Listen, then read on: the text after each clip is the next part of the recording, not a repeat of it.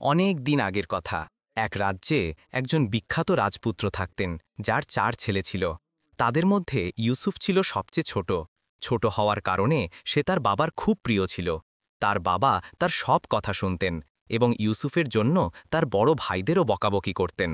এর ফলে তার বড় ভাইয়েরা তাকে খুব হিংসা করত। ইউসুফ খুব সুদর্শন যুবক ছিল। কোঁকড়ানো সোনালি চুল, উজ্জ্বল চোখ, ফর্সা ও লাবণ্যময় রং, স্বাস্থ্যবান শরীর, লম্বা ও সুঠাম ব্রণ। সে যেন পুরুষালী ব্যক্তিত্বের এক চলন্ত উদাহরণ ছিল। বাবার অতি আদরের কারণে সে কোনো কাজ করত না এবং সারাদিন আরামে ঘুরে বেড়াত। তার তলোয়ার চালনা, তীরন্দাজি এবং ঘোড়সওয়ারির খুব শখ ছিল। তার বাবা তার প্রশিক্ষণের জন্য সেই সময়ের সেরা ওস্তাদদের রেখেছিলেন। ওস্তাদদের পরিশ্রমের কারণে ইউসুফ তলোয়ারবাজি, তীরন্দাজি এবং ঘোড়সওয়ারিতে দক্ষ হয়ে উঠল। তার 3 বড় ভাই ব্যবসা সামলাত, কিন্তু ইউসুফের ব্যবসার প্রতি সামান্যতম আগ্রহও ছিল না।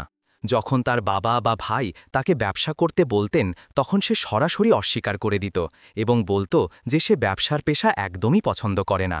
সে তো ফৌজে কোনো বড় অফিসার হবে। তার এই গুণের জন্য তার সমস্ত বন্ধু তাকে ঠাট্টা করে সহজাদা ইউসুফ বলত এবং আস্তে আস্তে তার নাম সহজাদা ইউসুফ হয়ে গেল। এখন সবাই তাকে শুধু সহজাদা ইউসুফ বলেই ডাকত। এই নামটির জন্য তার ভাইয়েরা তাকে খুব হিংসা করত এবং মাঝে মাঝে ব্যঙ্গাত্মক সুরে তাকে ডেকে বলত, জনাব সহজাদা সাহেব, আপনি কি 2 মিনিট দোকানে বসবেন? কিন্তু রাজপুত্র শুধু মুচকি হেসে চলে যেত। সে আজ পর্যন্ত কখনো তার দোকানে বসেনি। হয় সে ঘোড়সওয়ারি করত, নয়তো বন্ধুদের সাথে খেলাধুলায় মগ্ন থাকত। একদিন সে তার বন্ধুদের সাথে বসে দাবা খেলছিল। এমন সময় এক বৃদ্ধ ফকির ছেঁড়া জামাকাপড় পরে সেখানে এলো। সে 2-3 বার হাত পেতে ভিক্ষা চাইল, কিন্তু তারা দাবায় এত মগ্ন ছিল যে ফকিরের কথার দিকে মনোযোগী দিল না। শেষে বিরক্ত হয়ে ফকির জোরে জোরে গোলমাল শুরু করে দিল। তাদের সবাইকে বিরক্ত হতে দেখে তার এক বন্ধু রাজপুত্রকে লক্ষ্য করে বলল, আরে রাজপুত্র, তুমি ওকে কিছু ভিক্ষা দিয়ে বিদায় করো, আমরা খেলার লোক।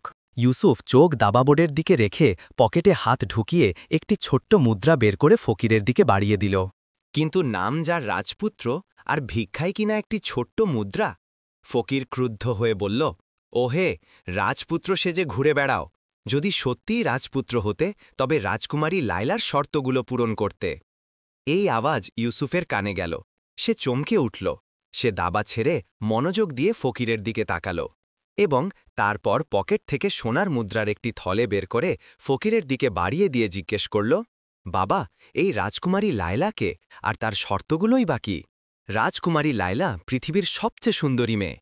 বড় বড় নবাব ও রাজপুত্রেরা তাকে বিয়ে করার জন্য প্রাণ দিতেও প্রস্তুত থাকে। ফকির সোনার মুদ্রার থলে পকেটে ভরতে ভরতে বলল, কিন্তু রাজকুমারী লায়লা বিয়ের জন্য কিছু শর্ত রেখেছে। যে এই শর্তগুলো পূরণ করতে পারবে, সে কেবল তাকেই বিয়ে করবে, আর যে পূরণ করতে পারবে না, তাকে ভরা দরবারে জুতোপেটা করা হবে। ফকির বিস্তারিত জানাল। তারপর কেউ কি শর্ত পূরণ করেছে? রাজপুত্র খুব আগ্রহের সাথে জিজ্ঞেস করল। ওরে বাবা, সেই শর্তগুলো এতই কঠিন যে পৃথিবীর সবচেয়ে সাহসী লোকও সেগুলো পূরণ করতে পারবে না। তাই বড় বড় সাহসী রাজপুত্রেদেরও দরবারে জুতো খেয়ে ফিরে যেতে হয়। ফকির জবাব দিল, বাদ দাও তো, এই চক্করে পড়ো না। এই ফকির তোমাকে আরও টাকা আদায় করার জন্য এসব কথা বলছে। তার এক বন্ধু তাকে আটকাতে গিয়ে বলল, আরে না বন্ধু, আমি এর আগেও একটি কফি হাউসের লোকের কাছ থেকে রাজকুমারী লায়লার কথা শুনেছি। ইউসুফ জবাব দিল এবং তারপর সে পকেট থেকে সোনার আরও একটি থলে বের করে ফকিরের হাতে দিয়ে জিজ্ঞেস করল, বাবা, সেই শর্তগুলো কি এবং রাজকুমারী লায়লা কোন দেশের? রাজকুমারী লায়লা বাগদাদ রাজ্যের রাজকুমারী এবং শর্তের কথা বলতে গেলে সে প্রতিবার নতুন আগত ব্যক্তিকে নতুন নতুন শর্ত বলে, তাই শর্ত সম্পর্কে কিছু বলা যাবে না। ফকির জবাব দিল, তাহলে রাজকুমারী নিশ্চয় কোনো বিশেষ রাজপুত্রকে বিয়ে করতে চাইবে, তাই সে প্রতিবার নতুন শর্ত বলে দেয়। যখন তার পছন্দের জন আসবে, তখন সে সহজ শর্ত বলবে। এইভাবে সে সহজেই রাজকুমারীর শর্ত পূরণ করতে পারবে এবং তার বিয়ে রাজকুমারীর সাথে হয়ে যাবে। রাজপুত্র ইউসুফ বলল, না, এমন কথা নয়। যখনই কেউ রাজকুমারীর শর্ত পূরণ করতে যায়, তখন তাকে শাহী মেহমানখানায় রাখা হয় এবং রাজকুমারীকে শর্ত বলতে বলা হয়। যখন রাজকুমারী শর্ত বলে দেয়, তখন ভরা দরবারে তাকে ডেকে আনা হয় এবং রাজকুমারীর সামনে তাকে শর্তগুলো জানানো হয়। ফকির তার ভুল ধারণা দূর করতে গিয়ে বলল, তাহলে ঠিক আছে, আমি নিশ্চয়ই যাব এবং রাজকুমারী লায়লার শর্তগুলো পূরণ করব। যদি রাজকুমারী লায়লার সাথে আমার বিয়ে হয় তবে আমি আসল রাজপুত্র হয়ে যাব এবং আমার ভাইয়েরা আমাকে ঠাট্টা করতে পারবে না। রাজপুত্র ইউসুফ উত্তেজিত কণ্ঠে বুকে হাত মেরে বলল, যেও না যুবক, তুমি রাজকুমারীর শর্ত পূরণ করতে পারবে না এবং তারপর ভরা দরবারে জুতো খেতে হবে। ফলস্বরূপ তুমি লজ্জায় আত্মহত্যা করতে বাধ্য হবে। ফকির তাকে আটকাতে গিয়ে বলল, না বাবা, আমি নিশ্চয়ই যাব, যাই ঘটুক না কেন। ইউসুফ জবাব দিল এবং তারপর সে উঠে দাঁড়াল। সে সোজা বাড়ি এলো। সে বাবার কাছে বাগদাদ রাজ্যে যাওয়ার অনুমতি চাইল এবং সমস্ত ঘটনা বলল। বাবা তাকে আটকানোর অনেক চেষ্টা করলেন, কিন্তু ইউসুফ তার জিদে অটল রইল। তার ভাইয়েরা যখন শুনল তখন তারা মনে মনে খুশি হল যে ইউসুফ জুতো খেলে তার মাথা থেকে রাজপুত্রের ভূত নেমে যাবে। তাই তারা তাকে সমর্থন জানাল এবং বাধ্য হয়ে ইউসুফকে যাওয়ার অনুমতি দেওয়া হল। ইউসুফ তার জিনিসপত্র গুছিয়ে নিল, তলোয়ার কোমরে বাঁধল এবং বাগদাদ রাজ্যের দিকে যাওয়ার জন্য প্রস্তুত হল। সে বাবার কাছ থেকে অনুমতি নিয়ে এবং ভাইদের সালাম করে বাগদাদ রাজ্যের দিকে রওনা হল।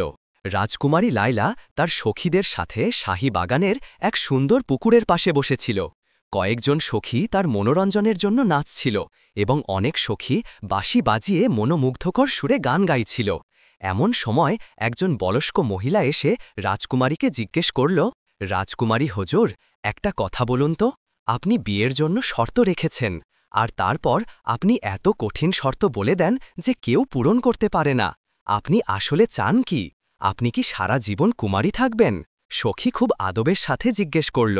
রাজকুমারী এই প্রশ্ন শুনে হেসে উঠল এবং বলল, আমার পাগলি সখী, আমি ইচ্ছাকৃতভাবে শর্ত রেখেছি।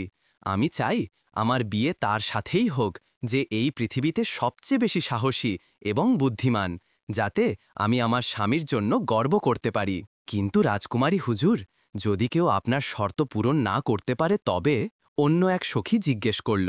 তাহলে আমি কুমারীই থাকব। একজন ভীতু মানুষকে বিয়ে করার চেয়ে বরং আমার বিয়ে না হওয়াই ভালো। রাজকুমারী সিদ্ধান্তমূলক সুরে জবাব দিল এবং তার এই কথায় সব সখী চুপ হয়ে গেল। এর বিরুদ্ধে তারা আর কথা বলতে পারল না। কোনো কথা শুরু হওয়ার আগেই একজন পরিচারিকা মহলের ভেতর থেকে এলো এবং রাজকুমারীর সামনে এসে প্রণাম করল। এই পরিচারিকাটি ছিল শাহী কোষাগারের তত্ত্বাবধায়ক। কি ব্যাপার পরিচারিকা, কেন এসেছ? রাজকুমারী খুব নম্র সুরে জিজ্ঞেস করল। রাজকুমারী হুজুর, একজন উদ্বিগ্ন যুবক আপনার সাথে বিয়ে করার জন্য আগ্রহী। বাদশাহ সালামত খবর পাঠিয়েছেন যে আপনি যেন শর্তগুলো বলে দেন, যাতে আগামীকাল দরবারে তাকে এই শর্তগুলো জানানো যায়। পরিচারিকা বিস্তারিত জানালো। ওহ, তাহলে আরও একজন জুতো খেতে এসেছে। রাজকুমারী মুখ বিকৃত করে বলল। পরিচারিকা কি জবাব দেবে সে চুপচাপ দাঁড়িয়ে রইল। রাজকুমারী কিছুক্ষণ চাঁদের আলোর মতো উজ্জ্বল চিন্তা করল। তারপর সে পরিচারিকাকে বলল, এইবার ওর ৩টি শর্ত হল। প্রথমত, এই যুবককে সিংহীর দুধ নিয়ে আসতে হবে। দ্বিতীয়ত, এমন একটি ময়ূর নিয়ে আসতে হবে যার পেখমে 1000 রং আছে। এবং তৃতীয়ত, তাকে এমন একজন মানুষকে সাথে নিয়ে আসতে হবে যার উচ্চতা মাত্র 6 ইঞ্চি। রাজকুমারী 3টি শর্ত বলতে বলতে বলল। পরিচারিকা শর্তগুলো পুনরাবৃত্তি করে বলল, হ্যাঁ, এই 3টি শর্ত, সিংহীর দুধ, 1000 রঙের ময়ূর এবং 6 ইঞ্চির মানুষ। রাজকুমারী হুজুর, এইগুলো তো সেই শর্তগুলোর থেকেও কঠিন যা আপনি আগে কখনো বলেননি। আসলে আমি চাই না যে কোনো যুবক আমার কারণে দরবারে জুতো খাক, তাই আমি এত কঠিন শর্ত বলবো যাতে সেই যুবক জুতো খাওয়ার বদলে ফিরে চলে যায়। রাজকুমারী জবাব দিল এবং সে আবার খুশি মনে গল্পগুজবে মগ্ন হয়ে গেল। কিন্তু তার মন বসল না, কারণ সে সেই যুবককে দেখতে চেয়েছিল যে বিয়ের জন্য আগ্রহী ছিল। আরেকটি বিষয়ও তাকে খটকা দিচ্ছিল যে পরিচারিকা কোনো রাজপুত্রের নাম না নিয়ে বরং একজন উদ্বিগ্ন যুবক বলেছে, যা থেকে স্পষ্ট যে সে কোনো গরিব লোক হবে এবং হয়তো কারো প্ররোচনায় এসেছে এই ভেবে যে চলো এক রাত তো শাহী মেহমানখানায় থাকা যাবে। এটাই ভাবতে ভাবতে সে তার মহলের দিকে চলে গেল। রাজপুত্র ইউসুফ তার বাড়ি থেকে বেরিয়ে একটি কাফেলার সাথে মদিনা থেকে রওনা হল। তারপর সে বাগদাদ রাজ্যে পৌঁছাল। শাহী মহলের কাছে পৌঁছে সে একটি সরাইখানায় থামল এবং সরাইখানার মালিকের কাছ থেকে রাজকুমারী লায়লা ও তার শর্ত সম্পর্কে তথ্য নিল। আসলে সে চেয়েছিল দরবারে যাওয়ার আগে ফকিরের কথার সত্যতা জানতে, যাতে এমন না হয় যে ফকির মিথ্যে বলেছে এবং সে দরবারে গিয়ে অপমানিত হয়। কিন্তু সরাইখানার মালিকও ঠিক সেই কথাই বলল যা ফকির বলেছিল, এবং তার কথা শুনে রাজপুত্র খুব খুশি হল। সে সরাইখানার মালিককে ধন্যবাদ জানাল এবং দরবারে যাওয়ার ইচ্ছা পোষণ করল। সরাইখানার মালিক বুঝল যে এই সুদর্শন উদ্বিগ্ন যুবকটিও রাজকুমারীকে বিয়ে করার চাক্করে এসেছে। সে তাকে অনেক বোঝানোর চেষ্টা করল, কিন্তু ইউসুফকে আর মানার পাত্র ছিল। সে শেষমেশ সেই কথা এড়িয়ে গেল এবং তারপর সে স্নান করে নতুন কাপড় পরে শাহী দরবারের দিকে রওনা হল। সে দরবারীদের কাছে তার বক্তব্য জানাল। দরবারীরা প্রথমে তার কথা শুনতে অস্বীকার করল, কারণ এর আগে সবসময় রাজপুত্ররাই শর্ত পূরণ করতে আসত, যাদের সাথে তাদের দেহরক্ষী এবং অসংখ্য পরিচারক থাকত। কিন্তু এই যুবকটি একা ছিল। যখন ইউসুফ তার কথায় অটল রইল, তখন দরবারীরা বাধ্য হয়ে তাকে বাদশাহ সালামতের সামনে পেশ করল। সমস্ত কথা শোনা হল। তার পুরুষালী চেহারার কারণে বাদশাহ এই সুদর্শন এবং সাহসী যুবকটিকে খুব পছন্দ করলেন। বাদশাহ তাকে দেখতে দেখতে বললেন, দেখো যুবক, আমি মানি যে তুমি খুব সাহসী এবং বুদ্ধিমান, কারণ তোমার কপালে সাহস এবং চোখে যে উজ্জ্বলতা আছে তা বুদ্ধিমত্তা প্রকাশ করে। কিন্তু আমার মেয়ে এতই কঠিন শর্ত বলে দেয় যে কোনো মানুষের তা পূরণ করার শক্তি থাকে না, তাই জুতো খেয়ে ফিরে যেতে হয়। সুতরাং তুমি এই ইচ্ছা থেকে বিরত হও, আমি বরং তোমাকে আমার ফৌজে উচ্চ পদ দেব। বাদশাহ হুজুর, আপনার এই অনুগ্রহের জন্য অনেক ধন্যবাদ, কিন্তু আমি তো অনেক দূর থেকে কেবল রাজকুমারীর শর্ত পূরণ করতে এসেছি। এইটা অন্য ব্যাপার যে আপনি আমাকে আপনার জামাই হওয়ার যোগ্য মনে করছেন না, কারণ আমি একজন কৃষকের ছেলে। ইউসুফ মাথা নত করে আন্তরিক এবং নম্র সুরে বলল, না যুবক, তুমি কোনো রাজপুত্রের চেয়ে কম নও এবং আমরা প্রত্যেক সাহসী মানুষের সম্মান করি। যদি তুমি এমনটা ভাবছ, তবে আমার আর কিছু করার নেই। এখন তুমি শাহী মেহমানখানায় আরাম করো, আমরা কাল সকালে দরবারে রাজকুমারীর সামনে শর্তগুলো জানিয়ে দেব। বাদশাহ জবাব দিলেন এবং ইউসুফ বাদশাকে সালাম করে শাহী মেহমানখানার দিকে চলে গেল। শাহী মেহমানখানায় তার সমস্ত রাত রাজকুমারী লায়লা এবং তার শর্তের চিন্তায় কাটল। সে অস্থিরভাবে ভোরের অপেক্ষা করছিল, যাতে সে পৃথিবীর সবচেয়ে সুন্দরী মেয়েকে দেখতে পারে এবং তার শর্তগুলোও জানতে পারে। অবশেষে ভোর হল। সে স্নান করে নতুন পোশাক পরে দরবারে যাওয়ার জন্য প্রস্তুত হল। কয়েকজন দরবারি তাকে ডাকার জন্য এলো এবং সে তাদের পিছনে গম্ভীর ভঙ্গিতে হেঁটে দরবারে পৌঁছাল। বাদশার দরবার পূর্ণ জাঁকজমক সহকারে সাজানো ছিল। সে দরবারের মাঝখানে গিয়ে দাঁড়াল। তখনও বাদশাহ সালামত এবং রাজকুমারী দরবারে আসেননি, তাই সমস্ত দরবারি তার সম্পর্কে কথা বলছিল। কেউ তার রূপের প্রশংসা করছিল, আর কেউ তার যৌবনের জন্য দয়া প্রকাশ করছিল এবং আফসোস করছিল যে এত সুদর্শন যুবক দরবারীদের হাতে জুতো খাবে। এরপর দরবারীরা বাদশার আগমন ঘোষণা করল এবং ইউসুফ আগ্রহের সাথে সেই রাস্তা দেখতে লাগল যেখান থেকে রাজকুমারী বের হবেন। কিছুক্ষণ পর বাদশাহ সালামত আবির্ভূত হলেন এবং সমস্ত দরবারি আদবের সাথে প্রণাম করল। দরবারীদের সাথে ইউসুফও প্রণাম করল। যদিও তার ইচ্ছা ছিল যে সে রাজকুমারীকে আসতে দেখুক, কিন্তু শাহী দরবারের আদব কায়দার কারণে সে বাধ্য হয়ে মাথা নিচু করে দাঁড়িয়ে রইল। কিছুক্ষণ পর বাদশাহ মাথা তোলার অনুমতি দিলেন এবং ইউসুফও মাথা তুলল। তার চোখ রাজকুমারীর দিকে স্থির হয়ে গেল, কারণ রাজকুমারী এতই সুন্দরী ছিল যে তার চোখ আর সরাতে পারছিল না। যুবক, তুমি কি সত্যি রাজকুমারীর শর্তগুলো জানতে চাও? বাদশার কর্কশ কণ্ঠে দরবার কেঁপে উঠল এবং ইউসুফ যেন হুঁশে ফিরে এলো। সে রাজকুমারীর মুখ থেকে দৃষ্টি সরিয়ে আদবের সাথে মাথা ঝুঁকাল। রাজকুমারীকে দেখার আগে হয়তো সে তার সিদ্ধান্ত পুনর্বিবেচনা করতে পারত, কিন্তু এখন তা অসম্ভব ছিল। সে সিদ্ধান্ত নিল যে যাই ঘটুক না কেন সে যে কোনো মূল্যে রাজকুমারীকে লাভ করবে। ওদিকে রাজকুমারীও খুব পছন্দের দৃষ্টিতে ইউসুফকে দেখছিল। আজ পর্যন্ত যত রাজপুত্র এসেছিল তাদের কেউই ইউসুফের মতো এত সাহসী ছিল না। এখন রাজকুমারীও মনে মনে অনুতাপ করছিল যে সে এত কঠিন শর্ত কেন রাখল। এত সুদর্শন এবং সাহসী যুবক অপমানিত হতে চলেছে। সে মনে মনে ইউসুফকে পছন্দ করতে শুরু করেছিল, কিন্তু কি করবে? সে বাধ্য ছিল। তার কথা থেকে সে কিভাবে সরে আসতে পারে? তাই সে চুপচাপ বসে রইল। জি হ্যাঁ হুজুর, আমি শর্ত শোনার জন্য প্রস্তুত, ইউসুফ আন্তরিক সুরে জবাব দিল। তাহলে শোনো, রাজকুমারী ৩টি শর্ত দিয়েছে। যদি তুমি এই ৩টি শর্ত পূরণ করতে পারো, তবে তোমার বিয়ে রাজকুমারীর সাথে করে দেওয়া হবে। আর যদি তুমি পূরণ করতে না পারো, তবে তোমাকে ভরা দরবারে জুতো বাড়া হবে। বাদশাহ তাকে শর্তগুলো জানিয়ে বললেন, আমার মঞ্জুর। ইউসুফ আর একবার জবাব দিল, যুবক, তোমার জন্য আরও একটি কথা আছে। এটিও আছে যে শর্ত শোনার পর যদি তুমি ফিরে যেতে চাও তবে যেতে পারো, তাহলে তোমাকে জুতো মারা হবে না। কিন্তু যদি তুমি সম্মত হও তবে তোমাকে জুতো না খেয়ে ফিরে যাওয়ার অনুমতি দেওয়া হবে না। বাদশাহ স্পষ্ট করে বললেন, বাদশাহ সালামত, আপনি শর্ত বলুন, আমি আপনাকে আশ্বস্ত করছি যে আমি রাজকুমারীর হাত ধরে এই দরবার থেকে যাব। ইউসুফ বলল, এবং তার এই কথায় সব দরবারই মুচকি হাসল। শোনো যুবক, প্রথম শর্ত হল তুমি সিংহীর দুধ নিয়ে আসবে। তোমার আনা দুধ একটি সিংহের বাচ্চাকে খাওয়ানো হবে। যদি সে তা পান করে তবে ধরে নেওয়া হবে যে তুমি সত্যি সিংহীর দুধ এনেছ। দ্বিতীয় শর্ত হল তুমি এমন ময়ূর নিয়ে আসবে যার 1000 রঙের পেখম আছে। এবং তৃতীয় শর্ত হল তুমি এমন একজন মানুষকে নিয়ে আসবে যার উচ্চতা মাত্র 6 ইঞ্চি। বাদশাহ ইউসুফকে 3টি শর্তই বলে দিলেন, এবং ইউসুফও শর্তগুলো শুনে আশ্চর্য হয়ে স্থির হয়ে গেল। এমন শর্ত সে আগে কোথায় শুনেছিল? এইগুলো তো এমন শর্ত ছিল যেগুলোর সম্পর্কে সে ভাবতেও পারত না। সে মনে মনে ভাবতে লাগল যে সে এই শর্তগুলো কিভাবে পূরণ করবে। তাকে চিন্তায় মগ্ন দেখে বাদশাহ তাকে লক্ষ্য করে বললেন, যুবক, তুমি কি ভাবছ? তোমার কি শর্তগুলো গ্রহণযোগ্য? ইউসুফ চমকে উঠল, এবং তারপর সে পূর্ণ আত্মবিশ্বাসের সাথে জবাব দিল, জি হ্যাঁ, আমার শর্তগুলো মঞ্জুর। আমি আমার জীবন দিয়েও শর্তগুলো পূরণ করব। আমাকে কিছু সময় দিন।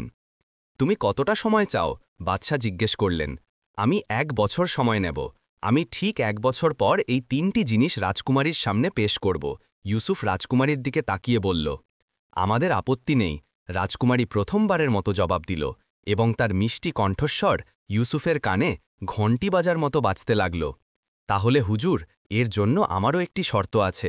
সেটি হল 1 বছর পর্যন্ত অন্য কাউকে শর্ত পূরণের সুযোগ দেওয়া হবে না, যাতে এমন না হয় যে আমি শর্ত পূরণ করে এসেছি আর জানতে পারলাম যে অন্য কেউ আগেই শর্ত পূরণ করে রাজকুমারীকে লাভ করে ফেলেছে। আপনারা আমার অপেক্ষা করবেন। ইউসুফ আন্তরিক সুরে বলল, আমরা তোমার অপেক্ষা করব। রাজকুমারী মিষ্টি সুরে বলল, ধন্যবাদ রাজকুমারী হুজুর। ইউসুফ মাথা ঝুঁকিয়ে বলল। ওদিকে বাদশাহ এবং দরবারীরা আশ্চর্য হয়ে একে অপরের দিকে তাকাতে লাগল, কারণ এর আগে রাজকুমারী কখনো কোনো আবেদনকারীর সাথে কথা বলেননি। তারা সবাই বুঝল যে রাজকুমারী এই যুবকটির প্রতি আগ্রহী। ঠিক আছে যুবক, রাজকুমারী তোমার শর্ত মেনে নিল। আমরা তোমার জন্য দোয়া করব। এখন তুমি যেতে পারো, বাদশাহ বললেন, এবং ইউসুফ বাদশাকে সালাম করে এবং রাজকুমারীর দিকে একটি বিদায়ী দৃষ্টি দিয়ে দরবার থেকে বেরিয়ে গেল। দরবার থেকে বেরিয়ে সে সোজা শাহী মেহমানখানায় গেল। সেখানে গিয়ে সে তার ঘোড়া নিল এবং তারপর ঘোড়া ছুটিয়ে মহল থেকে বাইরে চলে এলো। সে মনে মনে ভাবছিল যে এখন কোথায় যাবে এবং কার কাছে জিজ্ঞেস করবে যে এই জিনিসগুলো সে কোথায় পাবে। এটাই ভাবতে ভাবতে সে এগিয়ে চলল। তার চোখে কেবল রাজকুমারী লায়লার মুখটিই ভেসে বেড়াচ্ছিল। তার কেবলই ইচ্ছা হচ্ছিল যে কোনোভাবে সেই 3টি জিনিস পেয়ে যাক, আর সে সেগুলো নিয়ে রাজকুমারীর সামনে পেশ করে দিক এবং সঙ্গে সঙ্গে তাকে বিয়ে করে নিক। কিন্তু সে জানত যে এমনটা ভাবা কেবলই স্বপ্ন। সে চিন্তায় মগ্ন হয়ে ঘোড়া ছুটিয়ে এগিয়ে যাচ্ছিল। চলতে চলতে রাজপুত্র ইউসুফ শহর থেকে বেরিয়ে একটি জঙ্গলে প্রবেশ করল। এই জঙ্গলটি বেশ কুখ্যাত ছিল, কিন্তু রাজপুত্র ইউসুফের কাছে জঙ্গলের ভয় কিসের? সে ঘোড়া এগিয়ে নিয়ে যাচ্ছিল। তার মনে কোনো নির্দিষ্ট গন্তব্য ছিল না। সে এমনিতেই এগিয়ে চলল। জঙ্গলের মধ্যে দিয়ে যেতে যেতে রাত হয়ে গেল, এবং সে ভাবতে লাগল যে রাত কাটানোর জন্য একটি কুঁড়েঘর খুঁজবে। কুঁড়েঘরের সন্ধানে সে যখন এগিয়ে গেল, তখন হঠাৎ দূরে একটি ঝোপের মধ্যে অস্পষ্ট আলো টিমটিম করতে দেখল। এত বিপজ্জনক এবং ঘন জঙ্গলের মধ্যে আলো দেখে সে হতবাক হয়ে গেল। কিন্তু সে এগিয়ে গেল, এবং তারপর সে জঙ্গলের ভেতরে একটি কুঁড়েঘর দেখতে পেল। রাজপুত্র যখন কুঁড়েঘরের কাছে পৌঁছাল, তখন সে কুঁড়েঘরের ভেতর থেকে কারো কষ্টের শব্দ শুনতে পেল। আওয়াজটি মানুষেরই ছিল এবং খুব দুর্বল মনে হচ্ছিল, যা থেকে সে বুঝল যে কোনো বৃদ্ধ লোক কষ্টের চোটে আহাজারি করছে। সে কুঁড়েঘরের কাছে পৌঁছে ঘোড়া থেকে নামল এবং তারপর কুঁড়েঘরের দরজা খুঁড়ে ভেতরে প্রবেশ করল।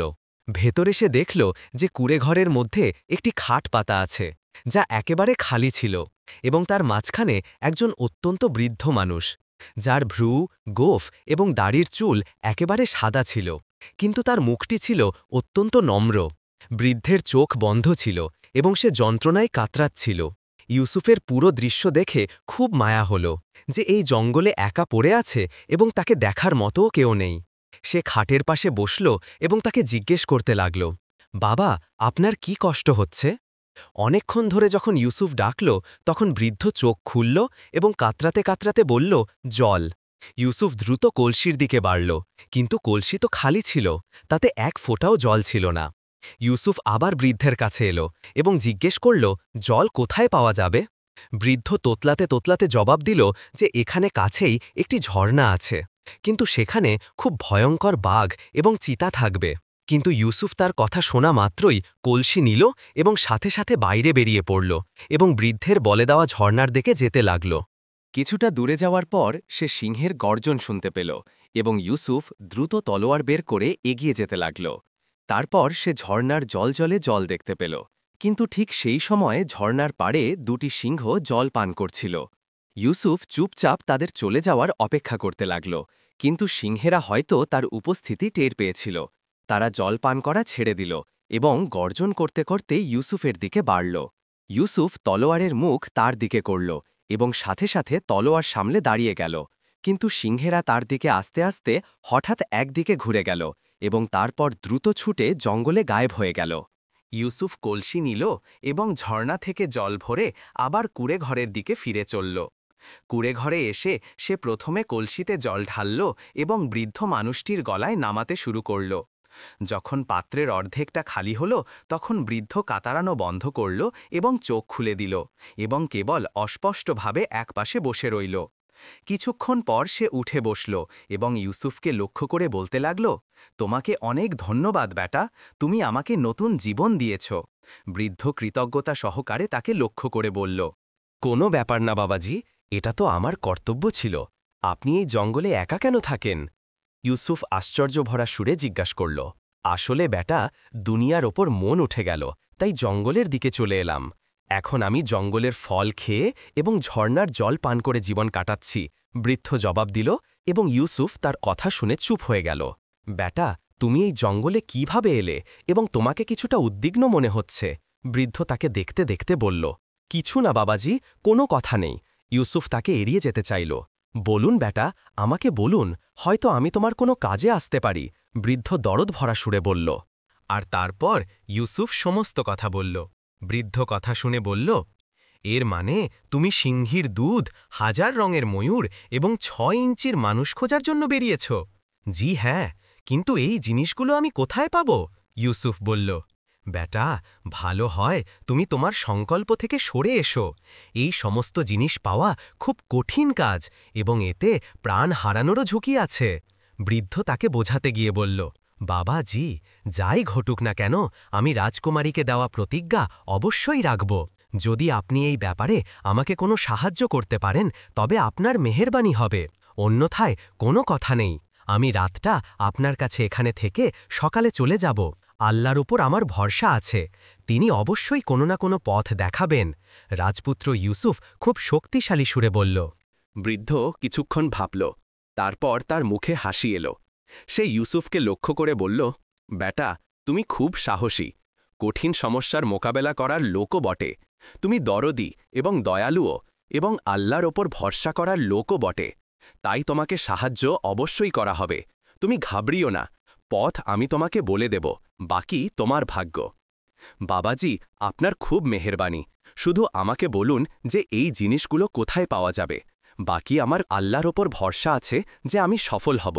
সে আদবের সাথে জবাব দিল, বেটা, তোমার এই 3টির মধ্যে সবচেয়ে গুরুত্বপূর্ণ জিনিস হল সেই 6 ইঞ্চির মানুষটি। 6 ইঞ্চির মানুষ পৃথিবীতে মাত্র একজনই আছে। আল্লাহ তার উচ্চতা মাত্র 6 ইঞ্চি রেখেছেন, কিন্তু তাকে অসীম শক্তিও দিয়েছেন। সে খুব শক্তিশালী, নিষ্ঠুর এবং তার উচ্চতার কারণে সে কারো সামনে আসে না। যদি সে তোমার বন্ধু হয়ে যায় তবে বাকি দুটি জিনিস তার সাহায্যে পেয়ে যাবে, বৃদ্ধ বিস্তারিত বলল। বাবাজি, আপনি আমাকে বলুন যে সে কোথায় থাকে, বাকি আমি নিজে তাকে রাজি করাব। ইউসুফ তাকে সাহায্য করতে গিয়ে বলল। বৃদ্ধ উঠে দাঁড়ালো এবং তারপর সে কুঁড়েঘরের কোণ থেকে একটি ছেঁড়া কাপড় সরিয়ে একটি ছোট্ট লাল রঙের বল বের করল এবং ইউসুফের হাতে দিতে দিতে বলল, সকালে তুমি এই বলটি মাটিতে ফেলে দিও, এটি খুব দ্রুত দৌড়াতে শুরু করবে। তুমি তার পিছনে চলতে থেকো। এটি তোমাকে সেই জায়গায় পৌঁছে দেবে যেখানে সেই মানুষটি উপস্থিত আছে। তার নাম আফরিদ এবং সে জাদুকরী শক্তি সম্পন্ন। তোমার রং সবুজ হয়ে যাবে, বৃদ্ধ বলল। ধন্যবাদ বাবাজি, আমি আপনার মেহেরবানি সব সময় স্মরণ রাখব। ইউসুফ বল হাতে নিতে নিতে তাকে ধন্যবাদ জানাতে গিয়ে বলল, আর বেটা, এই তাবিজ তোমার বাহুতে বেঁধে নাও। ইনশাল্লাহ সব সময় তোমার সুরক্ষা করবে। বৃদ্ধ তার পকেট থেকে একটি তাবিজ বের করে তাকে দিতে দিতে বলল, এবং ইউসুফ খুব কৃতজ্ঞতার সাথে সেই তাবিজ নিয়ে বৃদ্ধের সামনে তার বাহুতে বেঁধে নিল। এখন তুমি শুয়ে পড়ো, আমি ইবাদত করব, বৃদ্ধ বলল, এবং ইউসুফ এক কোণে শুয়ে পড়ল। বৃদ্ধ মাথা ঝুঁকিয়ে ইবাদতে মগ্ন হয়ে গেল। ইউসুফ খুব ক্লান্ত ছিল, তাই শুতেই তার ঘুম এসে গেল, এবং সে স্বপ্নেও রাজকুমারীকে তার সাথে হাসতে ও কথা বলতে দেখতে লাগল। তারপর যখন তার চোখ খুলল, তখন তার ওপর তীব্র রোদ পড়ছিল। সে চমকে উঠে বসল, এবং তারপর সে দেখল যে সে কুঁড়ে ঘরের বদলে খোলা জায়গায় শুয়ে আছে। সে এদিক ওদিক তাকালো, কিন্তু দূরে কুঁড়ে ঘর দেখতে পেল না। সে খুব আশ্চর্য হল। সে সাথে সাথে পকেটে হাত ঢোকালো, তো বল উপস্থিত ছিল।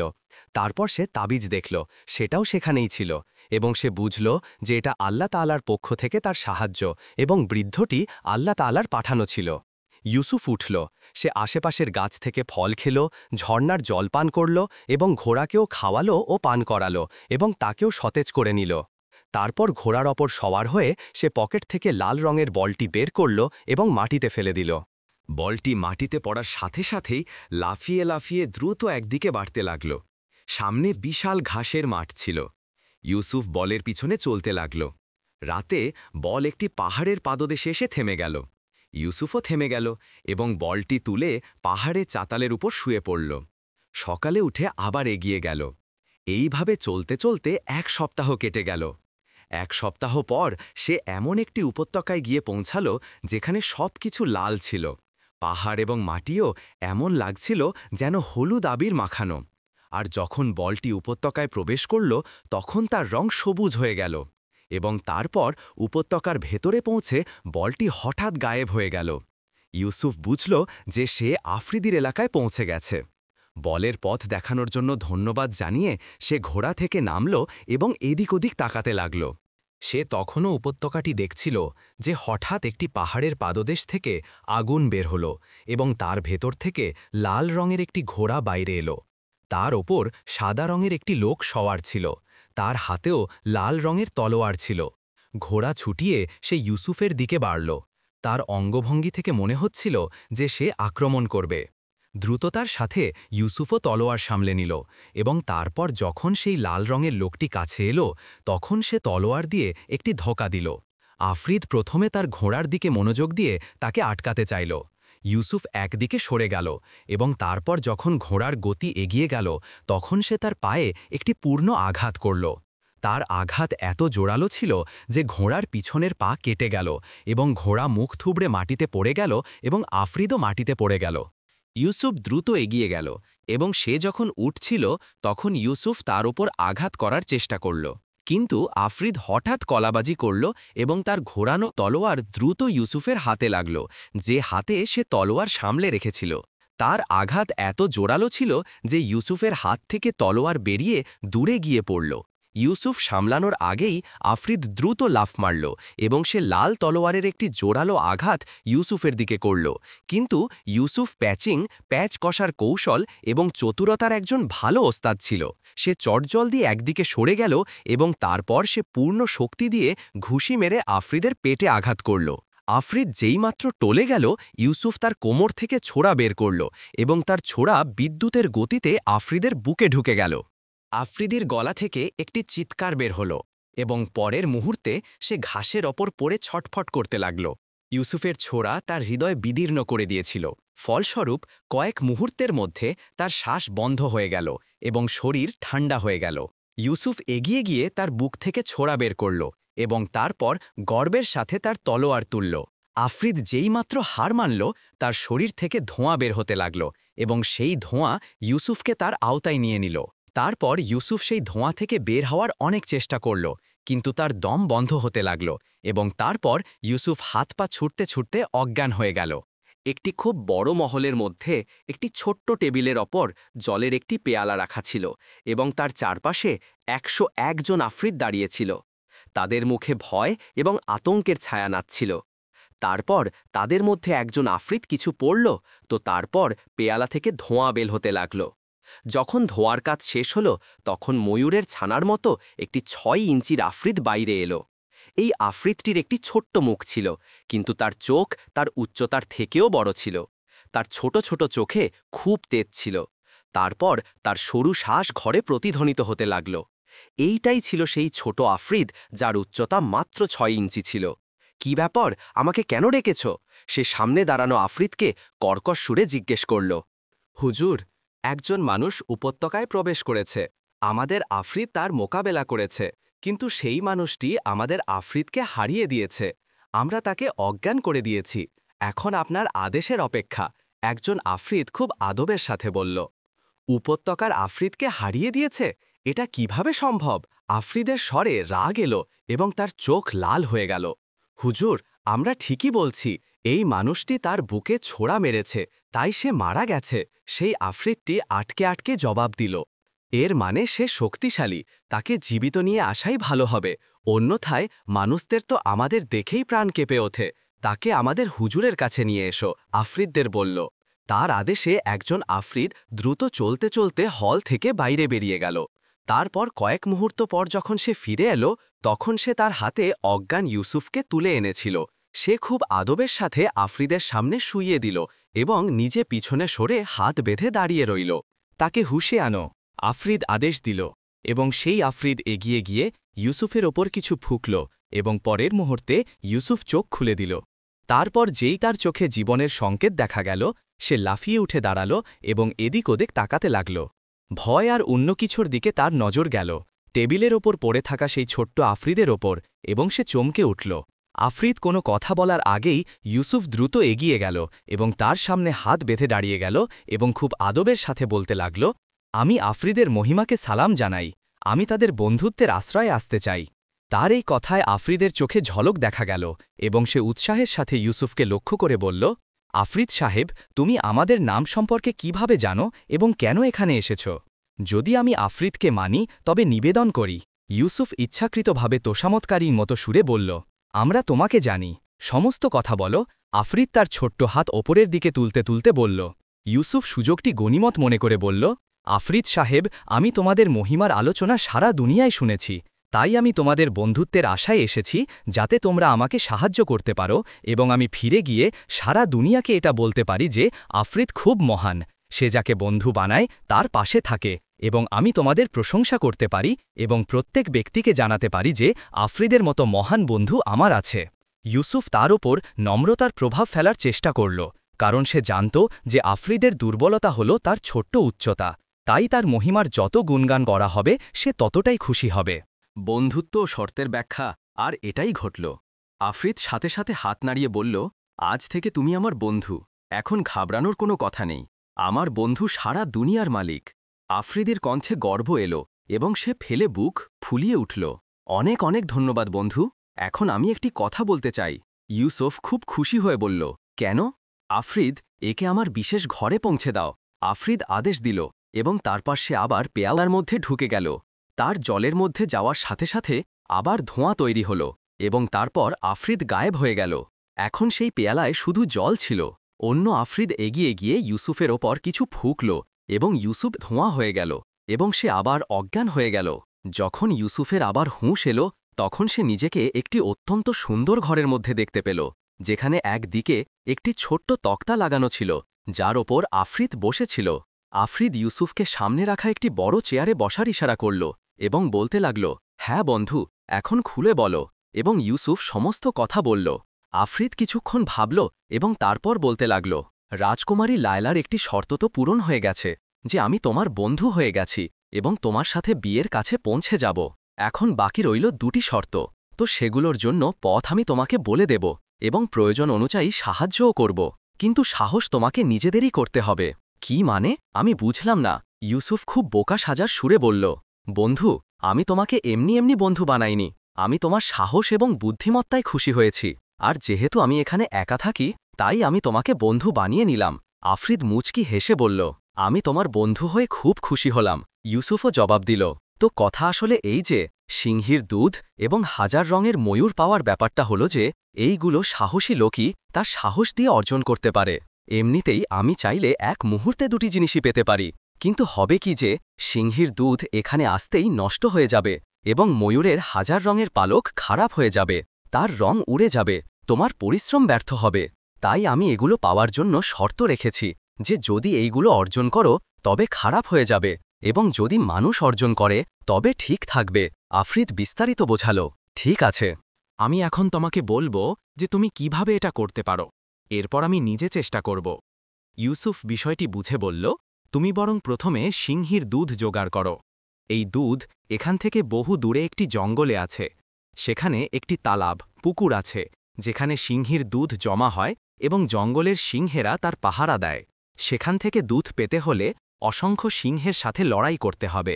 আফ্রিদ বলল, কিন্তু সিংহী কেন ওখানে দুধ জমা করে? ইউসুফ জানতে চাইল, এই জঙ্গলে প্রকৃতির এমন ব্যবস্থা যে সিংহের বাচ্চা জন্মাবার পরই তার মায়ের দুধ পান করে না, বরং এই তালাবে এসে দুধ পান করে। আর সিংহীও সেখানে বসে থাকে না, বরং তার দুধ বেরিয়ে এই তালাবে চলে যায়। এটাই পৃথিবীতে সেই জায়গা যেখান থেকে সিংহীর দুধ পাওয়া যেতে পারে। আফ্রিদ বোঝাতে বোঝাতে বলল, এমন কি হতে পারে না যে আমরা কোনো সিংহীকে জ্যান্ত ধরে কোনো পাত্রে তার দুধ সংগ্রহ করি?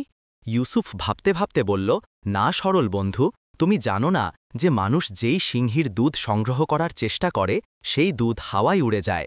এই কারণেই তো এই অসম্ভব শর্তগুলো রাখা হয়েছে, তা না হলে তো যে কোনো শিকারী সহজেই এই শর্ত পূরণ করে দিত। আফ্রিদ বলল, তাহলে এখন কি করা যায়? আমি একা তো হাজার হাজার সিংহের সাথে লড়তে পারব না। ইউসুফ আর্তনাদ করে বলল, হতাশ হওয়ার দরকার নেই, যদি তুমি সাহস করো তাহলে দুধ জোগাড় হয়ে যাবে। আফ্রিদ মুচকি হেসে বলল, তাহলে ঠিক আছে, আমাকে বলো আমি কি করব। ইউসুফ খুশি হয়ে বলল, আমি তোমাকে এমন একটি ঘোড়া দিচ্ছি যা এই উপত্যকাকে এক নিঃশ্বাসে পার করে যাবে এবং এর গতি হবে অত্যন্ত দ্রুত। তুমি বরং একটি লোটা ছোট পাত্র এর সাথে নাও এবং এই জঙ্গলে চলে যাও। যখন তুমি সেখানে পৌঁছাবে তখন সিংহেরা তোমার দিকে ছুটে আসবে। তুমি কোনোভাবে ঘোড়াকে সামলে সেই তালাবের কাছে পৌঁছে দেবে এবং ঘোড়াকে ইঁট আঘাত প্রেরণা দেবে। ঘোড়া এক লাফে তালাব পার করে যাবে। যেই তুমি দ্রুত ছুটে আসা সিংহদের হাত থেকে বেরিয়ে যাবে, ঘোড়াটি আমার কাছে চলে আসবে। এরপর তুমি হাজার রঙের ময়ূরের জন্য চলে যেও।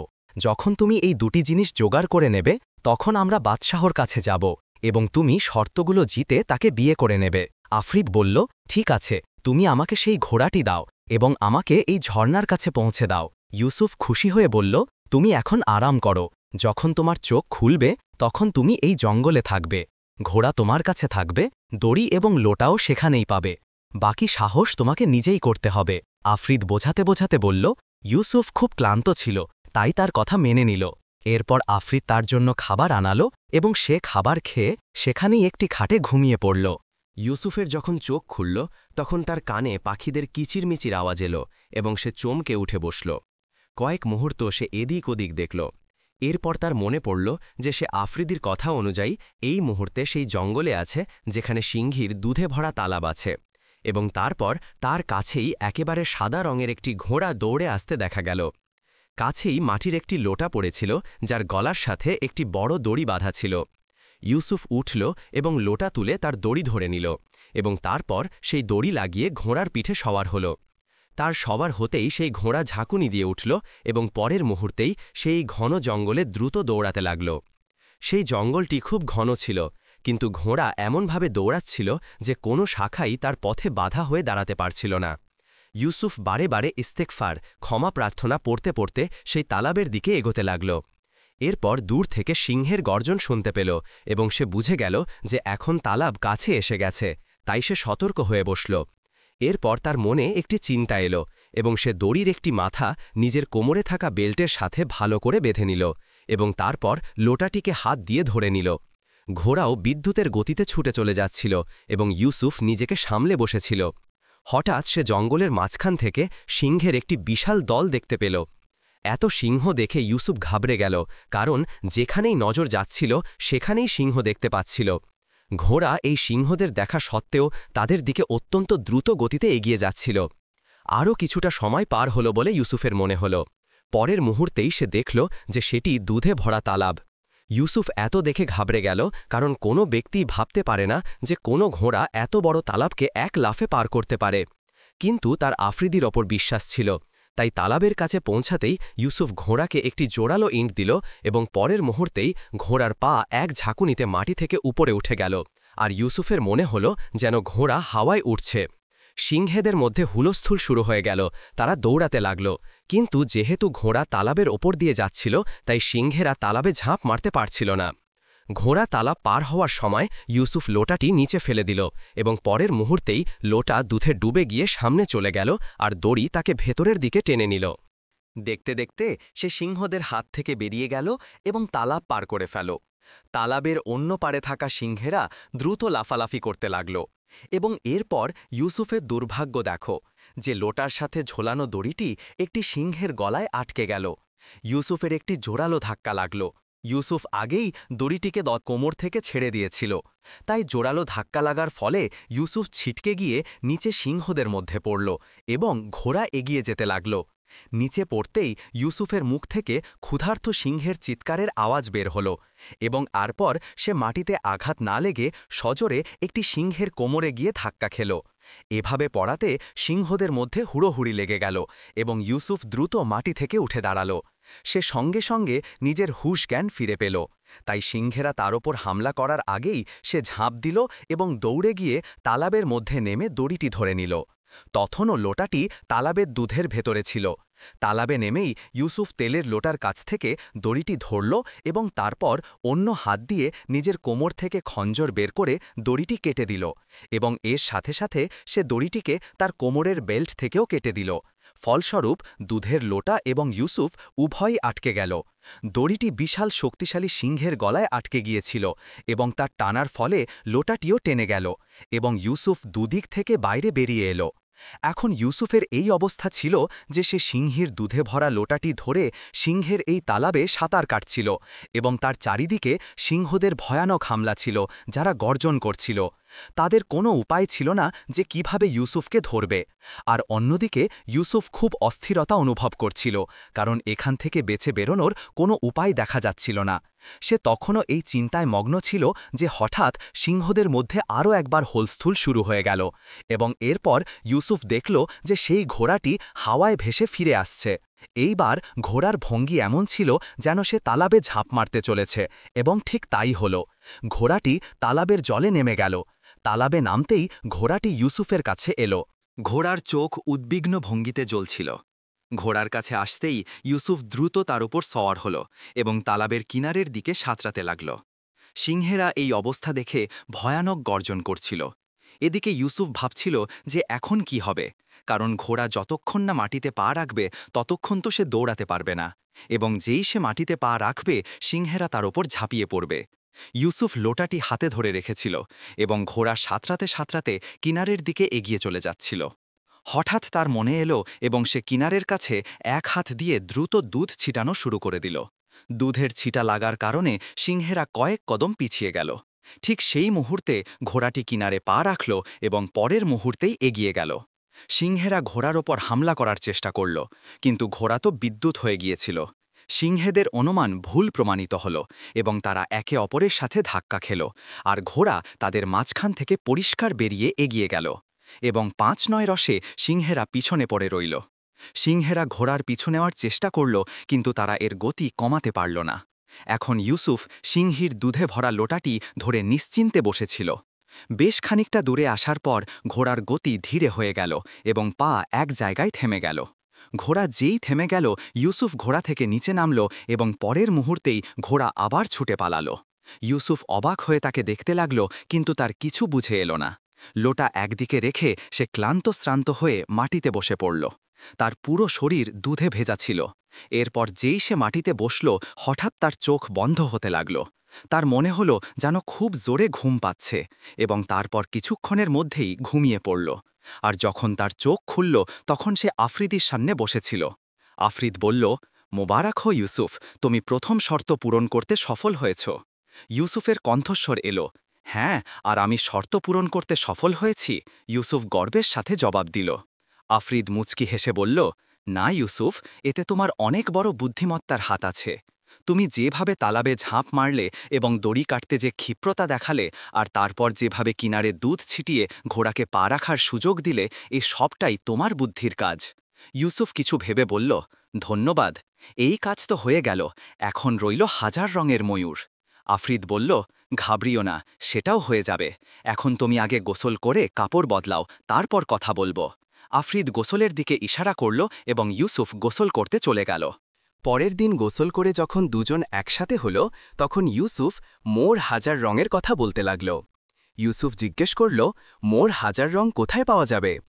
আফ্রিদ দেখতে দেখতে বলল, যতদূর মোর 1000 রঙের সম্পর্ক, এমন একটিই ময়ূর আছে যা কুফা রাজ্যের বাদশাহর কাছে আছে, কিন্তু বাদশাহ এর খুব সুরক্ষা করেন এবং কোনো মূল্যেই কাউকে দিতে রাজি নন। ইউসুফ জিজ্ঞেস করল, তোমার সুপারিশেও কি দেবেন না? আফ্রিদ বিস্তারিত বলল, আমার সুপারিশে তো তিনি এই ময়ূরকে জবাই করতে রাজি হয়ে যাবেন, কিন্তু দেবেন না, কারণ আমার সাথে তার ভীষণ শত্রুতা।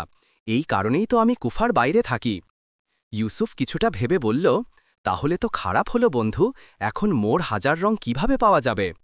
আফ্রিদ বলল, সাহস হারিও না, যদি তুমি সাহস করো তাহলে এই ময়ূর জোগাড় করতে পারবে। ইউসুফ বলল, সেটা কিভাবে? আফ্রিদ বিস্তারিত বলল, এভাবে যে তুমি কুফাতে প্রবেশ করো, পাহারাওয়ালারা তোমাকে ধরে বাদশাহর কাছে নিয়ে যাবে।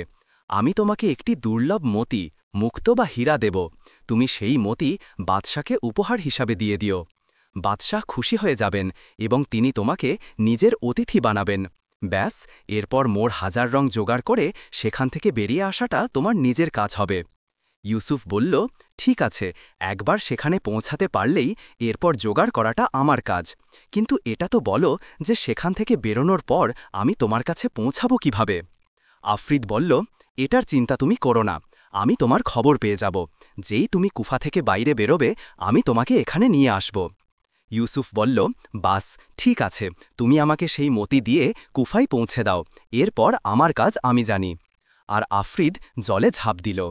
পরের মুহূর্তেই ইউসুফ কুফাতে প্রবেশ করল। আফ্রিদ নির্দেশ দিল, কুফায় পৌঁছানো মুসাফিরকে কি করা হবে, আর ঘরে থাকা আফ্রিদ চলে গেল। কয়েক মুহূর্ত পর সে একটি ছোট্ট ডিবে বাক্স নিয়ে এলো এবং সেটি খুব বিনয়ের সাথে আফ্রিদের সামনে রেখে উল্টো পায়ে ফিরে গেল। আফ্রিদ ডিবেটি খুলল তো ইউসুফ সেটি দেখে হতবাক হয়ে গেল। এর মধ্যে পৃথিবীর দুর্লভতম 6মুখী কোহিনূর হীরা রাখা ছিল। এর দাম 7 বাদশাহর ধনভাণ্ডার থেকেও বেশি ছিল। কুফার বাদশাহর জীবনের সবচেয়ে বড় আকাঙ্ক্ষা এই হীরাটি পাওয়া। আফ্রিদ ডিবেটি বন্ধ করে ইউসুফের হাতে দিয়ে বলল, এটা দেখেই তিনি তোমাকে অতিথি বানাবেন। ইউসুফ ডিবেটি নিজের কোমরের পকেটে রাখতে রাখতে বলল, অনেক অনেক ধন্যবাদ বন্ধু, তুমি বন্ধুত্বের হক আদায় করে দিলে। এখন মেহমানদারি করো আর আমাকে কুফায় পৌঁছে দাও, আমি মোর 1000 রং জোগাড় করতে বেরোচ্ছি। আফ্রিদ মাথা নাড়াল এবং তারপর তাকে চোখ বন্ধ করতে বলল। সে চোখ বন্ধ করল। চোখ বন্ধ করে তার মনে হল যেন সে হাওয়ায় উঠছে। বেশ কিছুক্ষণ তার এই অবস্থা রইল। এরপর তার কানে হালকা আওয়াজ এলো, চোখ খোলো। আফ্রিদের কণ্ঠস্বর শোনা গেল। ইউসুফ চোখ খুলল এবং দেখে অবাক হয়ে গেল যে সে একটি পাহাড়ের পাদদেশে পাথরের আড়ালে দাঁড়িয়ে আছে এবং উপরে পাহাড়ের চূড়ায় দুজন খুব বড় ভয়ানক দৈত্য দাঁড়িয়ে আছে, যারা খুব লম্বা গর্জন করছে। পাহাড় খুব উঁচু ছিল এবং দুজন দৈত্য পাহাড়ের চূড়ায় দাঁড়িয়েছিল, কিন্তু নিচ থেকেও তারা এত বড় লাগছিল যে মানুষ দেখে হার মেনে যাবে। ইউসুফ ভাবতে লাগল যে বাস্তবে তারা না জানি কত বড় দৈত্য হবে, কারণ তাকে কুফায় যেতে হবে। তাই সে পাথরের আড়াল থেকে বেরিয়ে দ্রুত পাহাড়ের চূড়ার দিকে চড়তে লাগল। সে কয়েক কদম বাড়িয়েছিল যে হঠাৎ তার মনে হল যেন পাহাড়টি কাঁপছে। এটা ছিল পাহারা দেওয়া দৈত্যের আওয়াজ, যে হয়তো ইউসুফকে দেখে ফেলেছিল। ইউসুফ যেই চোখ তুলে তাকালো, সে দুজন দৈত্যকে তার দিকে এগোতে দেখল। দৈত্যরা লম্বা লম্বা কদম ফেলে আসছিল এবং তারপর কয়েক মুহূর্তে ইউসুফের গলা একটি দৈত্যের হাতে এসে গেল এবং ইউসুফের পায়ের তলা থেকে মাটি সরে যেতে লাগল। দৈত্য তার সঙ্গীকে বলল, আজ তো খুব ভালো নাস্তা পাওয়া গেল। ইউসুফ কাকুতি মিনতি করে বলল, আমাকে মেরো না, আমি তোমার বন্ধু, শত্রু নই। আমি কোফা ঘুরতে এসেছি, আমাকে তোমাদের বাদশার কাছে নিয়ে চলো। কারণ তার গলা দৈত্যের পাঞ্জায় খুব খারাপভাবে আটকে গিয়েছিল এবং তার মনে হচ্ছিল যে দৈত্যের খপ্পর থেকে তার গলা এখনই বেরিয়ে যাবে। এছাড়া তার এই ভয়ও ছিল যে দৈত্য তাকে এখানেই খেয়ে ফেলবে, তাই সে কথা বলাটা জরুরি মনে করল। দৈত্য নাক বেঁকিয়ে বলল, কেন, তোমাকে বাদশার কাছে কেন নিয়ে যাব? আমরা তো এখানেই খেয়ে ফেলব। ইউসুফ চাল চেলে বলল, না, বাদশাহ আমার অপেক্ষা করছেন। যদি তোমরা আমাকে সেখানে না নিয়ে যাও তাহলে তিনি তোমাদের শাস্তি দেবেন। দৈত্য কাতরাতে থাকা স্বরে বলল, কিন্তু তিনি তোমার জন্য অপেক্ষা করছেন কেন? ইউসুফ বলল, কারণ আমি তাকে বিশেষ গোপন কথা জানাতে এসেছি। অন্য দৈত্যটি পরামর্শ দিল, একে ওখানেই নিয়ে চলো, এমন না হয় যে বাদশাহ আমাদের ওপর রেগে যান। দৈত্যটি বলল, তুমি ঠিক বলছ, এটা আমাদের বাধ্যতা, এবং তাকে হাতে ঝুলিয়ে ওপরে চড়তে লাগল। ইউসুফ দৈত্যকে বোঝাতে বোঝাতে বলল, আমার গলা ছাড়ো, না হলে আমি বাদশার কাছে যাওয়ার আগেই মরে যাব। আর দৈত্য তার গলা ছেড়ে দিয়ে তার কোমর ধরল। এখন ইউসুফের কোমরে শক্ত চাপ ছিল, কিন্তু তবুও এত কষ্ট হচ্ছিল না যতটা গলা ধরার ফলে হয়েছিল। যাই হোক, তারা চূড়ায় পৌঁছাল। তো একটি দৈত্য সেখানেই থেমে গেল এবং অন্যটি ইউসুফকে ধরে অন্যদিকে নামতে লাগল। ইউসুফ দেখল যে অন্যদিকে খুব সুন্দর উপত্যকা ছিল। সব দিকে সবুজ ঝাড় এবং ফুলের বাগান ছিল, যার মধ্যে সবুজ ভরা গাছের সাথে খুবসুরত পরীরাও হেঁটে বেড়াচ্ছিল। দৈত্যটি লম্বা লম্বা কদম ফেলে এগিয়ে চলল। অন্য পরীরা তাকে দেখে থেমে গেল, কিন্তু কেউ তার সাথে কথা বলল না। কিছুটা হাঁটার পর সে একটি অত্যন্ত সুন্দর এবং প্রাচীন ধাঁচের মহল দেখতে পেল, যা একেবারে সোনার তৈরি ছিল। ইউসুফ বুঝে গেল যে এটাই শাহী মহল। কিছুক্ষণ পর দৈত্য শাহী মহলের বড় দরজার সামনে পৌঁছাল। দৈত্য ভেতরে পাহারাদারদের সাথে কিছু কথা বলল এবং পাহারাদাররা দরজা খুলে দিল এবং দৈত্য ভেতরে প্রবেশ করল। ইউসুফ জীবনে এত সুন্দর মহল দেখেনি, তাই সে নিজের কষ্টগুলোকে এই দৃশ্য দেখে ভুলে গেল। দৈত্য বিভিন্ন কক্ষ পার হয়ে এমন একটি কক্ষের কাছে থেমে গেল, যার দরজায় দামি হীরা বসানো ছিল। দরজার সামনে একজন সুন্দরী পরী পাহারাদার দাঁড়িয়েছিল। দৈত্যকে হয়তো ইউসুফের আসার খবর আগে থেকেই দেওয়া হয়েছিল। তারই যেই দৈত্য তাকে নিয়ে সেখানে পৌঁছাল, পরী তাড়াতাড়ি দরজা খুলে দিল এবং দৈত্য ভেতরে প্রবেশ করল। ইউসুফ দেখল যে খুব বড় একটি তখ্ত সিংহাসন ছিল, যার মাঝখানে হীরা বসানো খুব সুন্দর একটি তখ্তে অত্যন্ত লম্বা দাড়িওয়ালা একটি দৈত্য মাথায় মুকুট পরে বসেছিল। তার চারদিকে সুন্দরী পরীরা বিনয় ভরা ভঙ্গিতে দাঁড়িয়েছিল। দৈত্য প্রথমে বাদশাকে সালাম করল এবং তারপর ইউসুফকে দৈত্যের সামনে দাঁড় করিয়ে দিল। সাথে সাথেই সে বাদশাকে ইউসুফের বলা কথাটা জানিয়ে দিল। দৈত্যকে উদ্দেশ্য করে বাদশা বলল, এখন তুমি যেতে পারো। আর সে মাথা নত করে সালাম করে উল্টো পায়ে ফিরে গেল। তার যাওয়ার পর বাদশা ইউসুফকে মনোযোগ দিয়ে দেখল এবং কাতরাতে থাকা আওয়াজে জিজ্ঞেস করল, কে তুমি এবং এখানে কেন এসেছ? তুমি আমাদের কেন বিভ্রান্ত করলে? বাদশা রাগে ভরা স্বরে জিজ্ঞেস করল। ইউসুফ খুব বিনয়ের সাথে জবাব দিল, বাদশা সালামত, আমি একজন ফিকিরি মানুষ, হীরার ব্যবসা করি। আমার কুফা শহর ঘোরার শখ ছিল, তাই আমি এখানে ঘুরতে এসেছি এবং সাথে পৃথিবীর একটি অতুলনীয় ও সুন্দর ছয়মুখী হীরা আপনার জন্য উপহার হিসেবে নিয়ে এসেছি। ইউসুফ জবাব দিল, ছয়মুখী হীরা? বাদশা তার কথা শুনে চমকে উঠল। ইউসুফ জবাব দিল, জি হ্যাঁ, এই দুর্লভ হীরা। আশা করি আপনি আমাকে কুফায় কয়েকদিন আপনার অতিথি হিসাবে রাখবেন।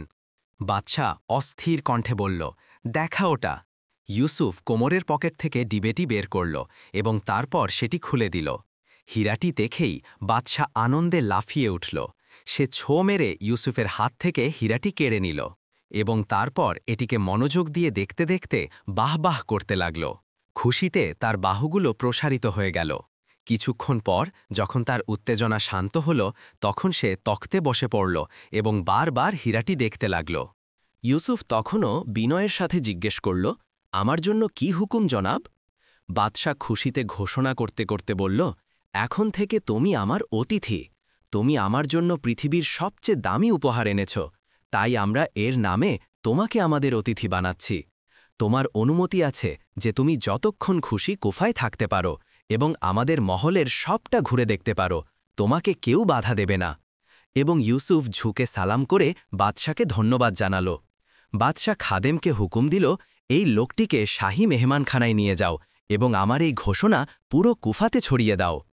এবং ইউসুফ ইশারায় বাদশাকে সালাম করে সেখান থেকে বেরিয়ে গেল। খাদেম তাকে মহলের অন্য অংশে নিয়ে গেল এবং তারপর একটি খুব সুন্দর ঘরে পৌঁছে দিয়ে ইউসুফকে বলল যে এটি তার ঘর এবং বাদশাহর ঘোষণার পর এখন পুরো কুফা তার। তার যে জিনিসের দরকার হবে বললেই তার দরকার পূরণ হয়ে যাবে। ইউসুফ আরাম করে বিছানায় বসে বলল, ধন্যবাদ ভালো পরী, এবং সে চুপচাপ ফিরে গেল।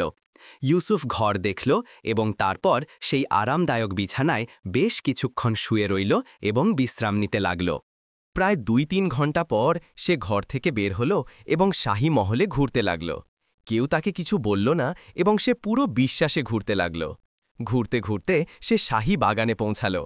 এই বাগানটি এত সুন্দর ছিল যে ইউসুফ অবাক হয়ে দাঁড়িয়ে গেল।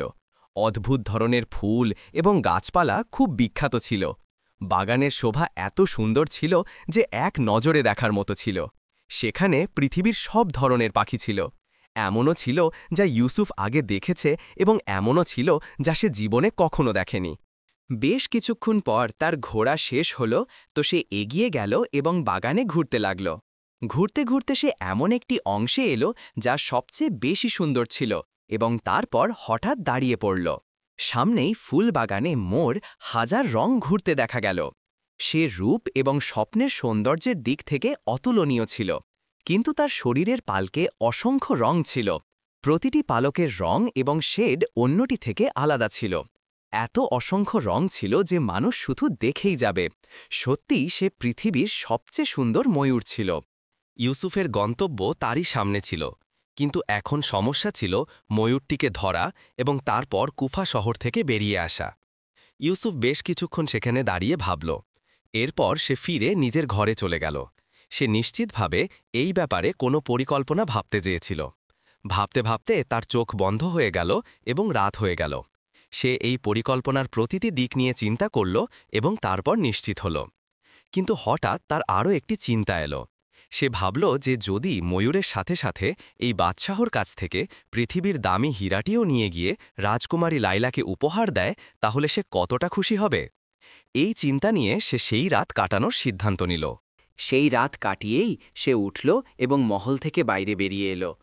এখন তার গন্তব্য ছিল সেই ভবন যা শুধুমাত্র বাদশার জন্য নির্দিষ্ট ছিল। যেহেতু তার জন্য হুকুম ছিল যে তাকে বাধা দেওয়া হবে না, তাই কেউ তাকে আটকাল না এবং সে এগিয়ে চলল। হঠাৎ সে পরীকে উদ্দেশ্য করে বলল যে সে বাদশাহর অজায়ব ঘর সংগ্রহশালা দেখতে চায়। যদিও বাদশাহর অনুমতি ছাড়া কেউ বাদশাহর অজায়ব ঘরে প্রবেশ করতে পারত না, কিন্তু পরী বলল, তোমার জন্য যেহেতু বাদশাহ অনুমতি দিয়েছেন, তাই এসো, আমি ঘুরিয়ে দেখাব। পরী বিনয়ের সাথে বলল এবং তারপর সে পরীর পিছনে পিছনে চলতে লাগল। অজায়ব ঘরের বন্ধ দরজার সামনে গিয়ে সে থেমে গেল। সে সেখানকার পাহারাদারদের সাথে কিছু কথা বলল এবং পাহারাদাররা দরজা খুলে দিল। ইউসুফ জিজ্ঞাসা করল, আপনি কি একা ঘুরবেন? ইউসুফ পরীকে উদ্দেশ্য করে বলল, না, তুমিও আমার সাথে চলো। তুমি আমাকে বলো তো এখানে কি কি জিনিস আছে। আর পরী তার সাথে ভেতরে প্রবেশ করল।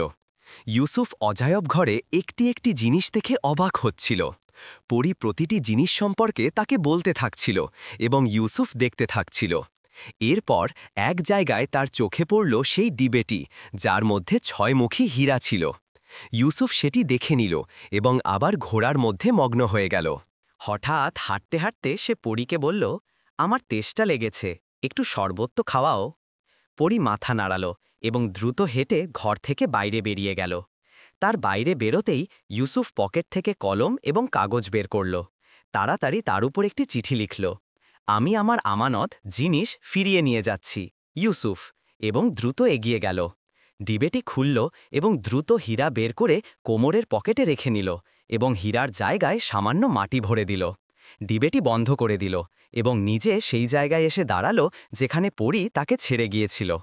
সে সেখানেই দাঁড়ানো ছিল। কয়েক মুহূর্ত পর পরী এলো, যার হাতে শরবতের গ্লাস ছিল। ইউসুফ 2টি গ্লাস পান করতে করতে বলল, আহ, আরাম পেলাম, এবং আবার ঘোড়ার মধ্যে মগ্ন হয়ে গেল। সে আবার দ্রুত ঘরের মধ্যে ঘুরল, নিজের ঘর থেকে বাইরে বেরোল, অজায়ব ঘরের দরজা বন্ধ করল এবং তারপর পরীকে বিদায় জানাল। ইউসুফ পৃথিবীর দুর্লভ জিনিসগুলো দেখে নিল। পরী প্রতিটি জিনিস সম্পর্কে ইউসুফকে বলে দিয়েছিল।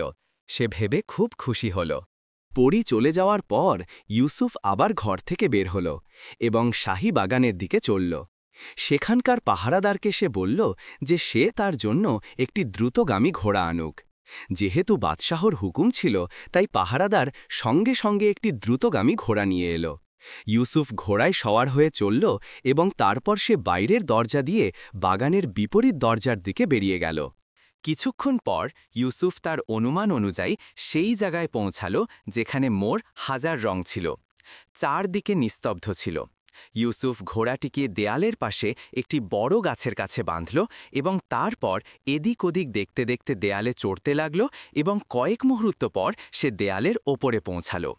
এরপর সে ভেতরে ঝাঁপ দিল। হালকা একটা ধপ করে আওয়াজ হলো এবং ইউসুফ পাথরের পিছনে লুকিয়ে গেল। সে সেখানেই গুড়ি মেরে বসে রইল। কিন্তু সেখানে আশেপাশে কোনো পাহারাদার ছিল না যে আওয়াজ শুনে এদিকে আসবে। এটি শাহীবাগান ছিল এবং কুফা শহরের ভেতরে ছিল। সেখানে কার কি দরকার ছিল যে কেউ ভুল কাজ করবে, তাই পাহারাদারদের দরকার ছিল না। বাগানের দরজায় তো আগেই পাহারাদাররা ছিল, যাতে কাউকে ভেতরে যেতে না দেয়। কয়েক মুহূর্ত চুপ করে থাকার পর সে উঠল এবং দ্রুত এগিয়ে গেল এবং সেই অংশের দিকে যেতে লাগল যেখানে সে মোর হাজার রংকে দেখেছিল। সে বেশ কিছুক্ষণ খুঁজতে লাগল।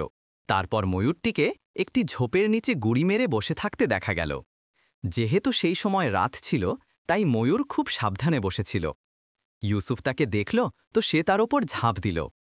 ময়ূরটি হালকা একটি চিৎকার করল এবং তারপর ইউসুফ বুঝতে পারল যে ময়ূর ধরে ফেলার ভয় পেয়েছে। তাই সে ভাবল যে নিশ্চয়ই বাদশাহ ময়ূরকে ধরে আদর করে তার গায়ে হাত বোলাতেন। এই বিষয়টি ইউসুফের পক্ষে ভালো প্রমাণিত হল, কারণ ময়ূরটি মোটেই জোরে শোরগোল করল না। আর ইউসুফ ময়ূরটিকে বগলে চেপে দ্রুত সেই জায়গার দিকে ফিরতে লাগল যেখান থেকে সে নেমেছিল। সেখানে পৌঁছে সে এদিক ওদিক দেখল এবং তারপর ভেতরের দিকে একটি বড় গাছ দেয়ালের সাথে লাগানো দেখতে পেল। ইউসুফ এই বড় গাছে চড়ল এবং তারপর সে দেয়ালের ওপর পৌঁছাল। দেয়ালের ওপর পৌঁছে সে সেই জায়গায় এলো যেখানে তার ঘোড়া বাঁধা ছিল। সেখানে পৌঁছে সে গাছের মাধ্যমে নিচে নামল এবং তারপর ঘোড়া ছাড়ল আর লাফিয়ে তার ওপর সওয়ার হল। ঘোড়ার ওপর সওয়ার হতেই সে তাকে ইঁট দিল এবং তার মুখ সেই দিকে করে দিল যেখান থেকে সে কুফাতে প্রবেশ করেছিল। কারণ আসার সময় সে রাস্তা ভালো করে দেখে নিয়েছিল, তাই সে পুরো বিশ্বাসে এগিয়ে চলল। ঘোড়ার গতি বেশ দ্রুত ছিল, তাই সে তাড়াতাড়ি কুফা শহরে পৌঁছাতে সফল হল। কিন্তু শহরের দরজায় পাহারাদাররা তাকে আটকে দিল।